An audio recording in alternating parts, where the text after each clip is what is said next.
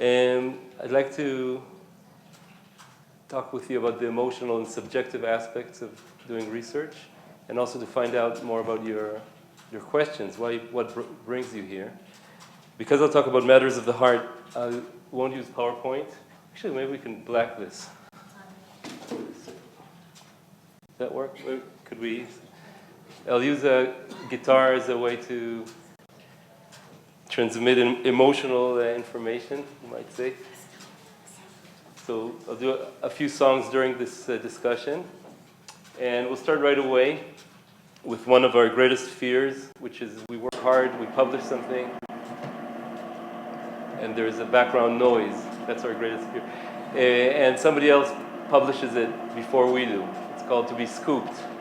I'm just wondering how many of you know that word, to be scooped? I don't know, we're in different fields here. About 20% or so. And what is this song? The song is this. So this is a blues song about being scooped. Of course, it feels horrible.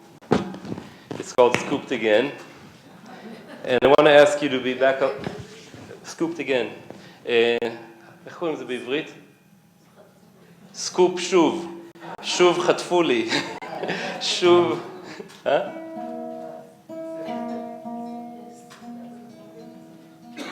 מה את אומרת?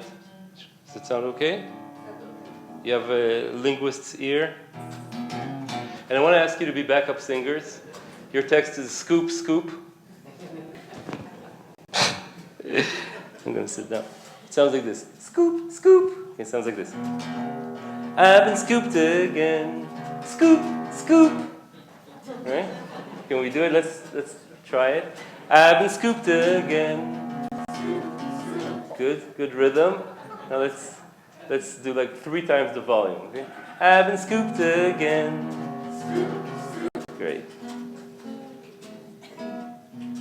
I'm in the Livler lab, check out what's on the slab. I'm running gel after gel, it makes my life a real hell. I'm a receptor wizard, I'm a ligand lizard. Wrote this great new paper, gonna send it to Nature.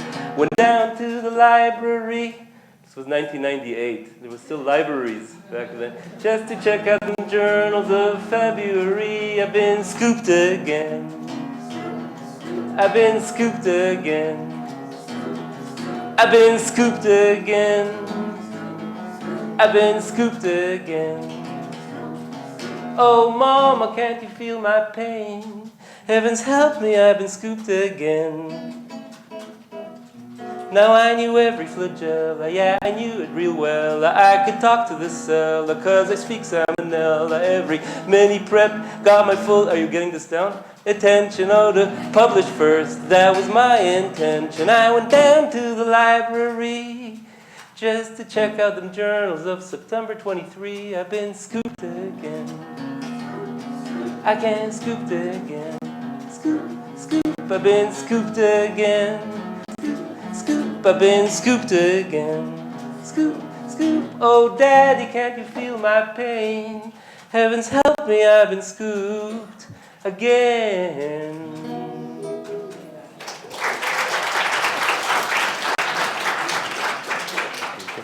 So thanks for your backup singing. How many people know somebody that happened to? You're being scooped, like what, 50%? So you know someone like that? Yes, it's like this, of course.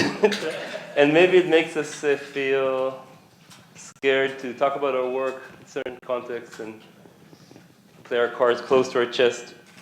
But that's usually a lot of us came to research to do the opposite, to learn from other people and to share knowledge. So it's a kind of fear that sometimes affects the way we are. And I want to talk more generally about emotions in science, and maybe also emotions in this stage that you're in, the job search. But before I do that, I want to know who you are, because there's people from different fields, and we have like several biologists in a row here, but not everyone is from biology, I'm aware of that. So in order to ascertain that, I'm going to ask, and also to break the ice, I'm going to ask you to turn to the person next to you that you don't know, maybe behind you. And your task is to find out their name, yeah? You can smile also. And what is their field? Okay? And also, how hard is it to find a job in this field? Let's say from 1 to 10 is an objective measure, all right? I want to know that. So please, let's take a minute, turn to somebody next to you or behind you. Don't leave anyone alone, and find out. What?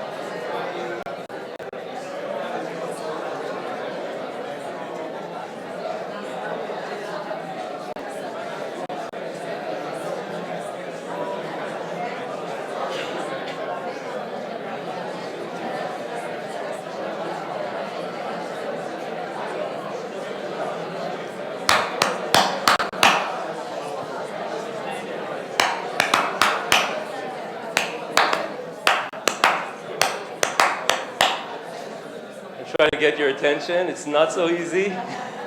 It's nice to see how much energy is released just by talking to each other. So let's discover what fields are here. Tell me what you learned from your partner. Like if the partner said history, I'm going to ask, what fields are here? So say, what? One more, yeah. Okay, Minat Sakim. How many people from Minat Sakim? Can you raise your hand? Be proud. One? Two people. Okay, what other fields? Huh? Bioinformatics. Up, raise your hands. It's important for me to know so we can do this right. One person. Okay, what other? Computer science. Raise your hand. Okay, we have like a few. So very diverse. What else? Physics. Good. 3, 4, more? Who else? Engineering. In all of engineering fields. We have 10 people, okay, 10% good. What else? Arts. Raise your hand, artists. There's at least one person in arts. Is it? Okay. Cheker Islam. So let's do it together. Do you mind if we do humanities together, or is that making it? No, let's do. Okay, Cheker Islam. Let's do all of humanities, which is history, right? What else? Philosophy. Education, Iranian studies, and theater studies, okay, linguistic psychology. How many of social scientists here? Social scientists, okay, like another 10%. So what social science do we have here? Sorry, Kalkala, which means economics, sociology, politics. Yeah. Can someone from the humanities just say, I want to ask, what's it like to search for a job in the humanities?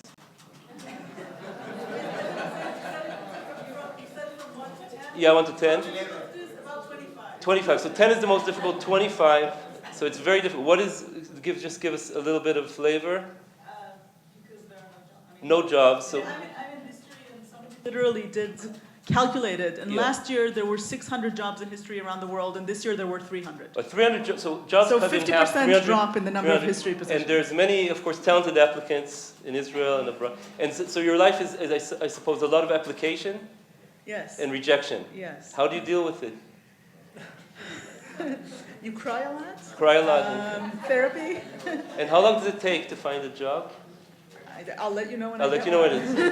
And in your personal case so far? I finished my postdoc over a year ago. Over a year ago. And so 2 years of full-time applications. Okay. Probably 60 job applications so far. It's like a full-time job of application. Okay. Do other people from humanity accept that testimony, or is there a different narrative? If you accept, could you raise your hand just they want to see? If that sounds right, more or less, or is there different? It's one voice. Are there other voices from humanities? Okay. What about social science? Can somebody from social science say something about, maybe, can you say something about what's it like to find a job in social science? I think the same experience. Similar experience? Uh-huh. So a lot of applications and a sense of reducing job options. Yeah, okay, that's important to understand, especially I come from Weizmann, we don't have either of these fields. Maybe we should. Yeah, there is an archaeology. Correct. There's an archaeology center in Weizmann. Yeah, that's right. So, I know this is kind of history. Yeah, there is archaeology definitely in Weizmann, and maybe we should have more. I'm trying to think based on this experience. You know, when I started my PhD, I was very ambitious. I really wanted to be a scientist. And in about 6 months, I sat at my desk, looked out the window, and realized I'm completely and utterly stuck and quite confused. Actually, all my basic assumptions didn't work, and it looked like I was drifting in a kind of fog. And it was quite devastating because it's not that I've never had difficulty in life, but that I really wanted to be a scientist. And when I learned about science, it was a story of question, answer, and scientists don't get stuck, basically, the way I learned science. I don't know if the way you learn, I don't know if that's the way you learn history. It's different. You talk about your process. And not in natural science, at least when I was learning it. And so I kind of had really a lot of trouble getting out of bed, and I stopped shaving. I didn't shave today either, but for a different reason. And it's a good reason, don't worry. And I felt like a failure. I couldn't be a scientist. I wasn't like Einstein, Newton, or any other scientist I've ever learned about. And that was, it was very difficult. But somehow I had enough support to make it through and discover something, and discover something in my scientific project, which was a moment of great clarity and light, and it just keeps you going, the moment of discovering something makes sense. Then I started my second project, and again it happened. I was hopelessly stuck and made it through. And then I asked other graduate students around me, is this experience familiar to you? And he said, yeah, that's our life, except nobody tells you about it. It's completely the opposite of the way science is taught or papers are written, etc. And that was kind of shocking. At the same time, I was just by chance doing another line of creative activity, which is in improvisation theater. It's my hobby, where you have to get on stage and develop a play without knowing who you're going to be. Are you going to be a dad, a dog, a table? You have no idea. You have to just listen to the other actors and create a scene. And that's a field where you can't talk about the result. You can only talk about the process, how to support each other through this freezing you get on stage, etc. And science and theater seem to me like two different worlds. And slowly I discovered that, in fact, what we're missing in academic science, a lot of information that exists in other fields, we just don't teach ourselves about how to help a person reach their full potential in this kind of ambiguous search for knowledge and all these ambiguous rules and I guess also in the ambiguous world of looking for a job. It's a similar situation. How we support each other. And that's what motivates me to do these lectures. That feeling I remember as a student, and also now as a PI, like Ben-Zvi said, nobody teaches you how to guide others through this uncomfortable place. And so we doom ourselves to fail again and again because we don't talk about the basic aspects of the emotional side of science. It's going good because she's transcribing fine. Good work. It's not so easy. And if I use the language of biology, it's as if you buy a new microscope, you read the manual and get the best optical table, the lens, everything should work perfectly. But what do we teach ourselves? What to do when a new person joins our group, or we need to hire a person in a stage like you, and how to help them reach their full potential, navigate the job search well. All these aspects are not spoken. And it's not by chance. There's a reason. It's because academic science has values. And these values create a myth. And this myth is causing us problems. I learned this from Evelyn Fox Keller, who was a physicist who became a gender researcher. And she said something like this. In science, we seek knowledge. I think a lot of scientists agree. We seek knowledge that's objective and rational, especially in natural science, social science, objective and rational. The myth is that the way we get this knowledge, or the person getting this knowledge, is only objective and rational. Like, do you know who Mr. Spock is? Mr. Spock. Dr. Spock, sorry, Professor Spock. The Dean of Research Spock, the Chief Scientific Officer. We have to keep our... That's the myth, right? But when we label something as objective and rational, being human beings, we automatically label the other side, the subjective and emotional, as non-science, anti-science, threatening to science, subverting science, and that's why we don't talk about it. We don't deal with it. We pretend it doesn't exist somehow. Scientists, but people who do research for a while can be aware that we do research with all these parts, and other parts too, of being human. For example, how to choose a good scientific question. No computer program will tell you what to study. Don't believe it. Where do research questions come from?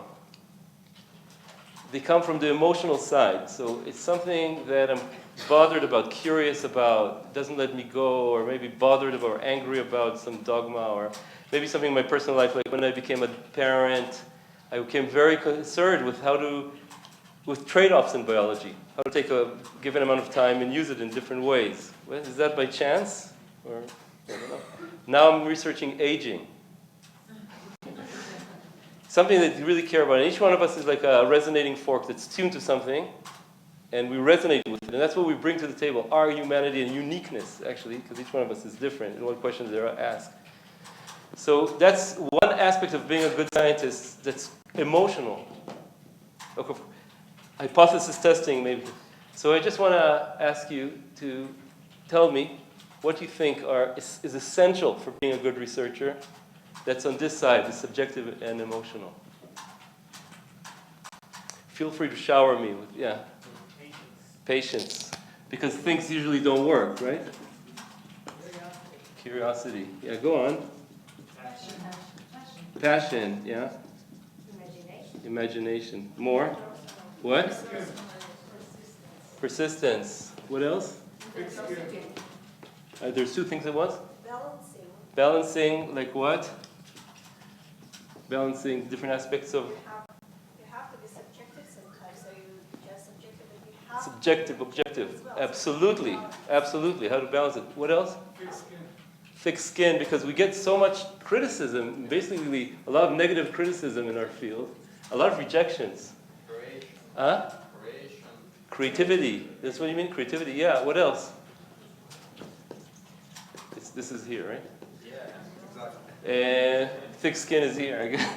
There's a whole aspect of existence that we haven't mentioned yet that's emotional and subjective. Yeah. Yeah, interpersonal. So a lot of science is done interpersonal relationship.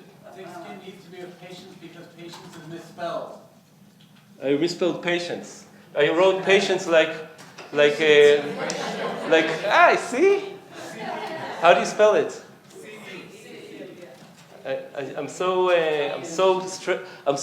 My cognitive load is huge here, so you have to help me.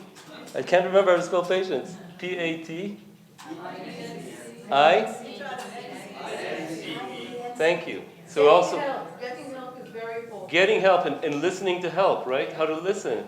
Getting help and how to accept help and listen. And how to say thank you. I want to say thank you for this comment, right? All this. So part of the myth of science is you do science alone. A lot of science is done alone, but a lot of science is also done together. This is part, there's a long list here of the objective, rational, alone, sort of perfect, ambiguous, right? What is knowledge? Right? And so this like one of the best ways to make enemies is to collaborate unskillfully. Let's see. So how many of you got a course on how to collaborate? Yeah, you did. Where was it? I took a business class on In the business world? Yeah, I went to the business college. I argued to be allowed to count it towards my degree because they had a requirement to take an out-of-degree class, out-of-program. Okay, good. They And required us to take a class Right, out of so they required- our program, was it and I said I helpful? want to take business classes, and Was they it said helpful? we meant other engineering classes. I was like, that doesn't make sense. So I argued them, let me take 2 business classes in place of 1 engineering, Okay. and they let me. I took a conflict resolution Resolution. conflict resolution management class, team building. Was it and good? It was helpful. It gave some skills, and I still look at the books and reference them periodically. So there are classes we can take on things like conflict resolution. What's the most important principle in collaboration, in conflict resolution? Listening. Listening and communicating, because 2 people start collaborating, they don't communicate, they go their own way. And then if you don't constantly communicate, keep open channels, even in conflict, you get in trouble. You aware of that? Of course. Yeah. So a lot of things we need to add to our culture on this side, the subjective and emotional side. And if I want to say some summary so far, science has a culture. Academia has a culture. Culture has a central myth. And decides how buildings are built, how your job search is designed, how people treat you, what the feel you get, etc. And the second part is called Culture Can Be Changed. Yeah? And before that, I'll do another song. Oh yeah, you want me to say it again? Second part is, so first part is, I'm going to make it easy for you. Science has a culture.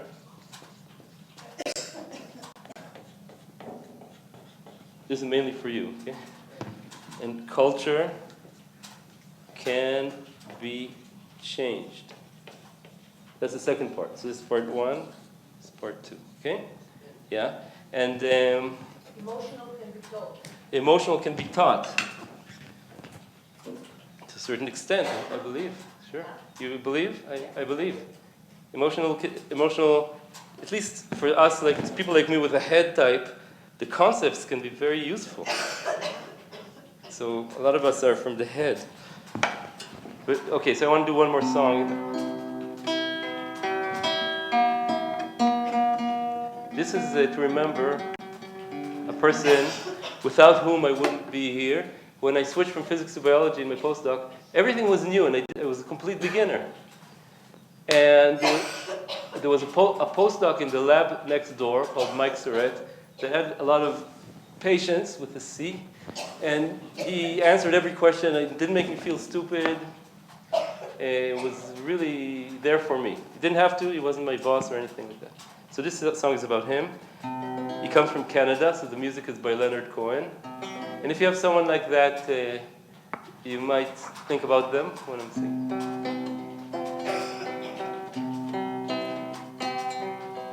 Mike takes you down to a place by the centrifuges. It's your first day in the lab, and you don't know what a centrifuge is, and he hands you precious flasks, and you drop them, and they shatter, and you look at him quite meekly, but he says it doesn't matter, they were only the controls.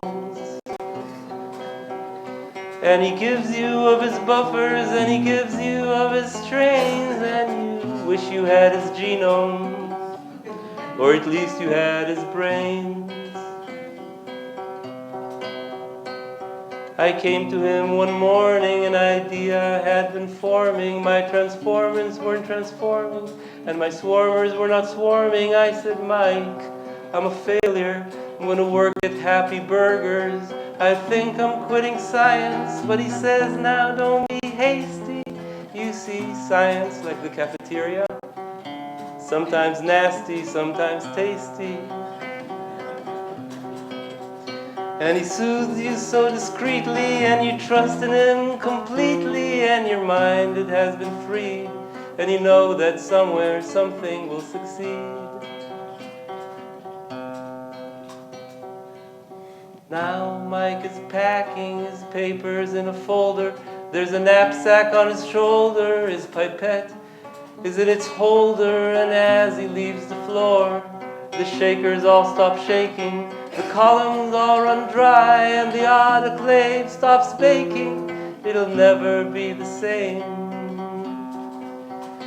And you know that you will, and you know that you must keep him, or at least that you must clone him, and you know that you will miss him, and you know that you will phone him all the time. Mike takes you down.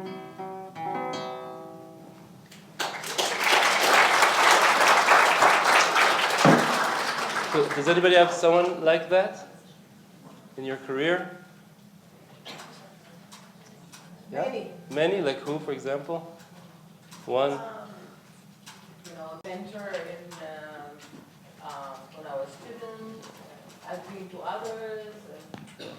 Mentor when you were a student, or could be another student, somebody like in the job search right now.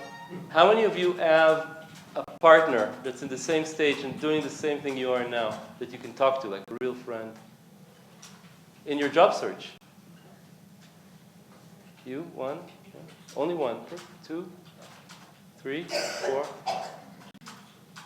So I would say, I'll soon say why, that's a first task, I would say, because doing it alone is extremely difficult.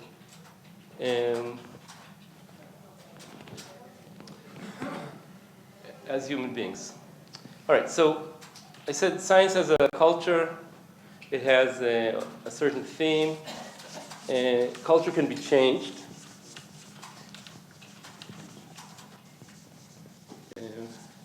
What do I mean culture can be changed? So culture actually always changes. There's no way it can change. It cannot stay still.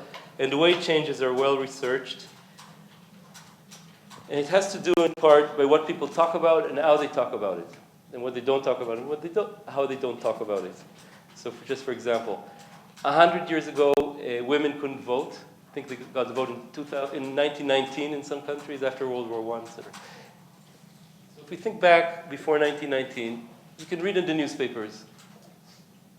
Women are really good in the kitchen, so why let them vote about wars and things like that? It's better. And everybody agreed, except some people who didn't. And after a few generations of struggle, they got the vote for women. Now, people don't change. Still people with chauvinistic opinions, but the way you talk has changed. So now, taking away the vote from women is no longer an option to talk about, right? Except maybe in very extreme situations. So people don't change, but the way you talk about changes behavior. Now, in science, there's a lot of things to talk about in the emotional and subjective side, including how to make the job search so that we don't lose our most sensitive and talented people. Maybe we can discuss that in a sec.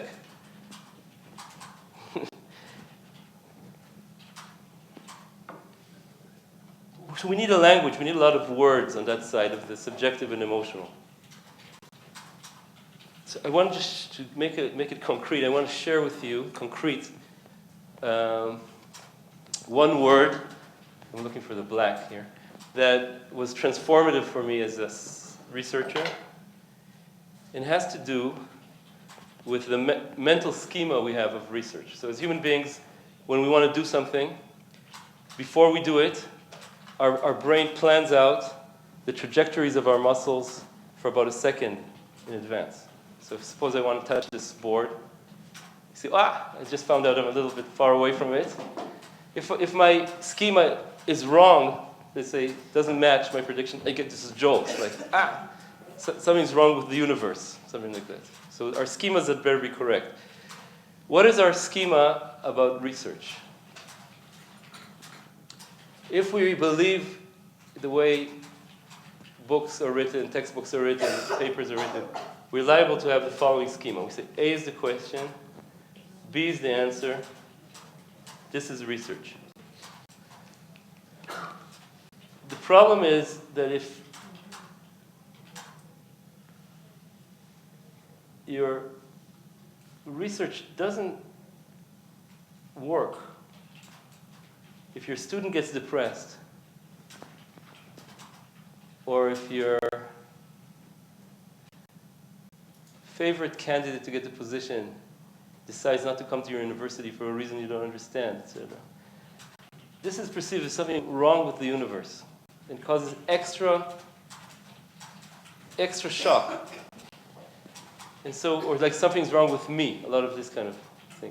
So I teach my students, try to teach them something I think a more realistic scheme. It goes like this. A is the question, B is the answer, and you start going. And then things don't work. That's part of the schema, right? And then they don't work, they don't work, they don't work, they don't work, they don't work, they don't. Until you reach a place linked with negative emotions where your basic assumptions aren't working, somebody pulled the rug under your feet. You have sometimes a deep identity issue, like, maybe I'm not good enough to be a scientist, maybe I'm not good enough to be a researcher of Korean languages and whatever. And this is the word that's been so useful. We call this place in my group the cloud. It's not the cloud of iCloud or something like that. It's the cloud of research. And you're staying in the cloud for a distribution of time that has a long tail. It could be a week, it could be a month, it could be a year, it could be a whole PhD thesis, a whole career. You die, you're reincarnated as a scientist, you're still in the cloud, you're a scientist again, the cycles, reincarnated. But sometimes if you have enough support, through the wisps of the cloud, you can identify a new answer. Let's call it C. And you decide to go for it, and things don't work, and you get there. And then you publish a paper, A-C, which is a rewriting of history, but a very clear way to communicate, excellent way to communicate. You publish A-C, like this. You publish it like this. So the way what you read in the textbook is a how you call it in history? Distorted history, historiography, what is it? It's a kind of a different way. It's very clear to communicate like that. But as a profession, as long as we don't forget the way we got from A to C. Now, this cloud, you can't avoid it. I don't think you can even avoid it in something like a job search, because it stands like a guard between the land of the known and the land of the unknown. Because in order to discover something truly new, at least some of your basic assumptions have to change. Otherwise, it's not new. We didn't come to science in order to work by a formula or something like that. We work a very special way. We work in a journey that brings us into the land of the unknown, to face this cloud, this kind of uncomfortable place. That's kind of a hero's journey kind of formulation, which is a kind of a heroic thing.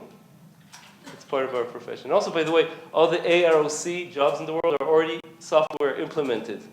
So if you want to train people to deal with the hard problems in the world, you need to train them how to cope with themselves in the cloud. And that's what we do in academia, in my opinion. That's the gift we give to the world. How to deal with your own personality in this place, which is to bring you really to despair and different aspects of hard things. Yeah. When we write our proposal, or like the research proposal you guys discussed, has to be clear. The point has to be very. We heard right now the research proposal. We write B. right? A and B. The research proposal is the land of the known. It's very important to have a good B to know which direction to start and keep it nice and open. But what we're actually going to get is C, right? So that's the much more interesting, opening, beautiful than B, and we have to go through the cloud to get it. As a mentor, this focuses me very much, this word, because very often in my group, students come and say, Uri, I'm in the cloud. And I say, great, you must be feeling miserable. But I'm kind of happy, because maybe we stand a chance to be at the boundary between the known and unknown, finally. It's part of our craft. It detoxifies some part of something's wrong with me, because finally we're part of that stage, right? We can do it. So we have a word for it. And now I know what to do. So instead of going online and buying a whip in order to apply some psychological pressure, I don't do that. Research in psychology shows that when you're feeling stressed, your mind narrows down to conventional ways of thinking. Different from what we need to get out of the cloud. Here we need other emotions, in fact. This is emotion, like fear narrows down your ways of thinking. And other emotions open up. What emotions? Solidarity and hope.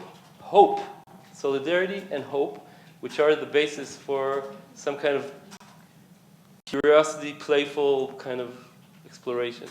So how do you get solidarity and hope to this particular student? Becomes the fascinating problem of being a researcher. I want to recommend when you guys have students, this becomes, for a lot of people, the best part of the job is to figure out with each person what it means, solidarity and hope. So some people like to be challenged. Some people like to have time with you to process. Some people really need a partner. That's why I say having a partner in the job search is extremely important for some people. And I just want to maybe ask you guys, how many of you know this cloud from your personal experience? Yeah, I sure do. And then what helps you? What in your experience helped you when you were in the cloud? Yeah. Can you say again, please? Going for the simplest solution. So kind of reframing. What else? Talking about your ideas with other people. Yeah. So this is this thing about talking with other people. So reframing. Why is it the talking with other people? Because sometimes when you hear your echo, you can sometimes think about if your ideas are good or bad, or you can actually have feedback from the other person. Okay. So you said one is feedback and the other is echo. So that's a very powerful metaphor, because when we talk to somebody, so why not? I can talk to the wall and hear my echo, right? That's not the same thing, because there's a virtue for the person you'd like to talk with in the cloud. Many virtues, maybe an expert, maybe somebody, but also this gift of listening. What is the gift of listening? What does listening mean? It's the active thing you do to get the other person to talk more. It's not a passive thing. By the way, it's a skill. As you say, you can learn emotion. Psychologists learn active listening. It's a skill you learn. It's not so easy, because when we're talking, we're already thinking what to answer, how to solve the person's problem, which dean you should talk to in order to get a job. But listening is something else. You empty yourself. You prepare a kind of fertile ground for the other person's thoughts to come in. You get them to talk more. Maybe at the right time something sprouts together from the interaction. Maybe yes, maybe no. But you're there to... When you talk to someone like that, you talk, and you finish your ideas. And you say, tell me more. And you say, I don't have any more. Oh yeah, maybe. There's one more idea. Tell me more. Oh yeah, maybe. And then some thoughts you had, nobody had to listen to, suddenly come up. Your polyphonic self suddenly, you get... It's an amazing thing, okay, in research. And also, as a kid, I keep talking about research, but I'm talking about the job search. Because this is a problem to solve in an ambiguous world. And having this listener, someone especially in the same situation, can be extremely opening. What else? What else helps you in the cloud? Yeah. Sometimes taking yourself completely out of the picture and just walking away altogether for a little bit. Walking away. So I call that well-timed vacation. Well-timed vacation is part of the scientific process. You can quote me on that. Of course, I didn't invent it. I didn't invent anything I'm talking about. I just collected ideas. Going into different contexts. In the industry, Yeah. people are encouraged Yeah. to get 1 day a week Uh-huh. and to do other stuff that they never do. Go to museum, Uh-huh. look at exhibition. Yeah. This idea comes up to your head when you do something, when you turn your head to something. Yeah. So the comment here is in some industries, you're encouraged to do other things, like some part of your time. And a lot of insights come when you're outside of the context. Well known.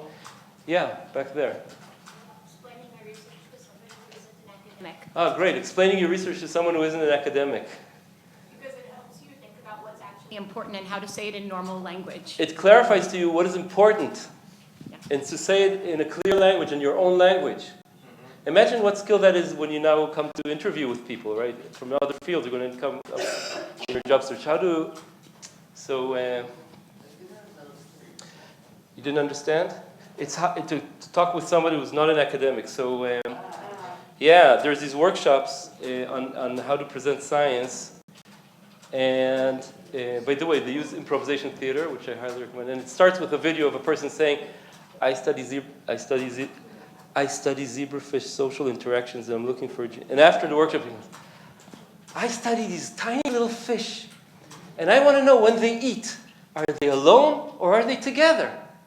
And something like that, right? So like, you couldn't. So this is again extremely important. But by the way, you're now in a transition between doing research on your own a lot of times and being guided, and doing this kind of transformation. We have to be a kind of a people like me, when we want to interview new faculty members, we're basically looking for someone who'll be fun to go out to lunch with, somebody I can trust on an important decision, somebody who's going to add to the harmony in my department and not increase strife, somebody who I can bounce off ideas and and be a good listener, or maybe.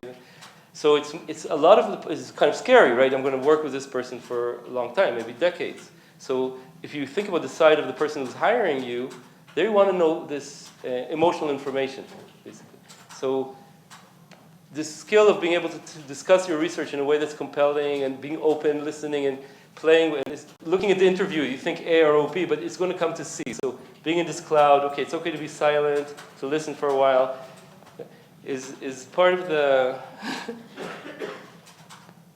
thing you need to do now. Did I explain myself? Yeah. My experience so far, I would suggest being there. That is, upon my arrival to Israel, return to Israel, I thought that the most important, this is to produce a convincing paper to present at a conference. And it seems to me that it would have been more rewarding to simply go to seminars, participate, be read on the discussed topic, and not so much dug in their own presentations, their own research, because this is a way of convincing researchers community of the urgency and the actuality of your contribution, of the returning scientist's contribution. And what you dig in and present as a paper in a conference, possibly this is already taken for granted, or it is less compelling or less convincing because the majority of scientists will not be read exactly on this topic. And it seems to me that it is a good idea to go out and meet the adversaries on their area. And this way, of course, there is a limitation to this success because to dig into the own topic. Of course, I have an advantage, which is incompatible with discussing someone else's research presentation. But nevertheless, it is important to meet the adversary on his ground, on her ground, and not so much ask them to meet you on your ground, because it might I'm going to stop you to say thank you. Your point is clear. And yeah, so I'm going to see, I've tried to take the microphone, but in fact, I have. Okay, I want to finish. We've discussed several topics. The culture of science, culture can be changed by introducing new language. I want to mention something very effective that's going on for new faculty members is starting a peer group, which means finding a few people you like and forming a group where you can go to lunch and discuss the ongoing crazy issues you're going to encounter as new faculty members, problems with other faculty, staff, etc., some trusting group. Also now in your job search, I would really recommend finding somebody. Maybe that's why I asked you to talk to each other in the beginning. Maybe that's this person. Maybe you'll meet someone today like that, same field, to be able to... Actually, we don't have time. It's a really good time to finish, right? It's perfect. Right on time. Perfect, yeah? So we'll just do the last song. Dear authors, we have now heard from 3 referees whose comments are attached below. As you will see, they have raised concerns about your interpretation of the facts, your choice of model systems, your references, and the style of your prose. Oh yeah. Referee number 1 says the topic is interesting, the results are incorrect. Referee number 2 says the results are okay, the topic isn't interesting. Referee number 3 suggests 14 additional experiments, although tangential to your main point, would be nice to have. Oh yeah. As a result, we regret that we cannot offer publication at this time. Please know that we value your work and would like to see more of it in the future. At the same time, we remain committed to the high standards of the Archival Journal of Upper Nasal Cavity Research. I wish you a lot of success in your job search and to find a place where you can, your passions and talents and the needs of the world meet. Thank you very much.